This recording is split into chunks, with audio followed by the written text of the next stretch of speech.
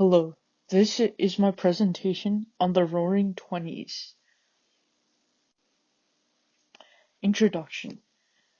The definition of the Roaring Twenties refers to the 1920s decade, which was an era of very economic prosperity, cultural change, social change, technological change, a very developmental stage for the United States.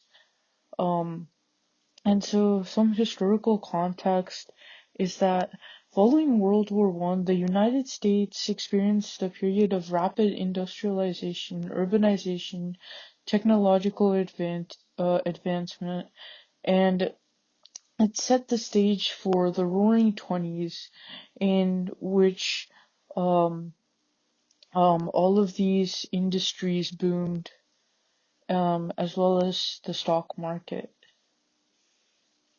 So first up comes the economic boom. So the widespread adoption of consumer goods such as automobiles, radios, and household appliances fueled a consumer spending spree, and this boomed the stock market for a period um with rapid growth. And Dow Jones Industrial Average reached record highs. And usually the stock market never goes this high, but because consumer spending was so high in the Roaring Twenties, it was one of the highest points of the U.S. economy in the past century or so.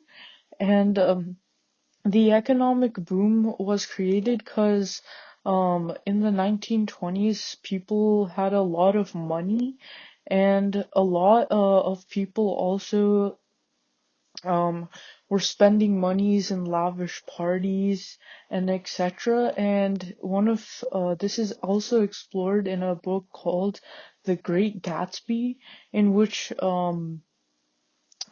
this era of economic boom is further explored by the author Fitzgerald, and how he labeled this economic boom as one of USA's downfalls later on. Um, and then there was also prohibition to drinking introduced by the 18th Amendment, and basically, the United States banned the manufacturing, sale, and transportation of alcoholic beverages, but um, a thing called speakeasies were illegal establishments where alcohol was sold and consumed, and this was seen as a rebellion against the government and a pathway for social change. And this also led to a lot of big parties, as discussed before.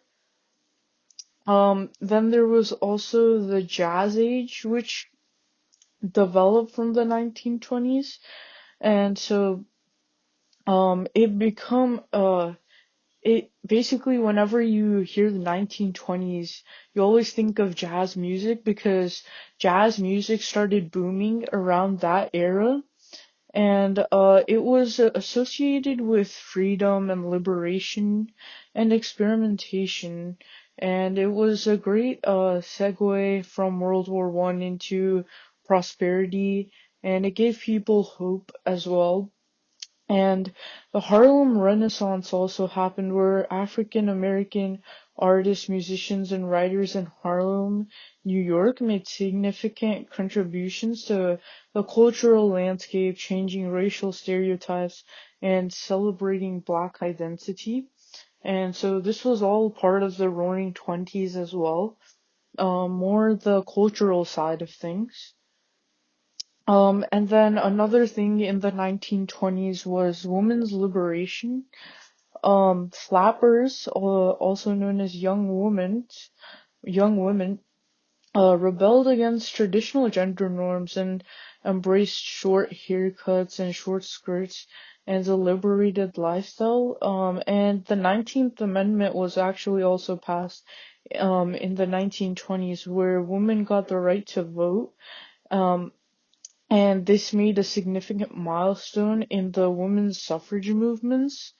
And so the 1920s also was a great era for women's freedom movements and etc. And you can also see in the 1920s, in many pictures, women were partying and drinking alcohol and smoking cigarettes just like men were, because the women were now considered to be more freer people, and they were not following social norms as before the World War, and the World War One affected and played a role into the Roaring Twenties like this as well. Um, some technological innovation that happened was Henry Ford's assembly line production, that made cars more affordable and accessible to the masses, transforming American society and culture. Um, because of Henry Ford's assembly line, cars became much more affordable to Americans, and so a lot of Americans' disposable income went into buying cars and other goods. And Henry Ford's assembly line not only helped car production, but is now used still today in many industries, in textiles, and in general consumer goods like t-shirts, toothpaste, um, and a lot of other things. And the radio and mass media also boomed in the Roaring Twenties. The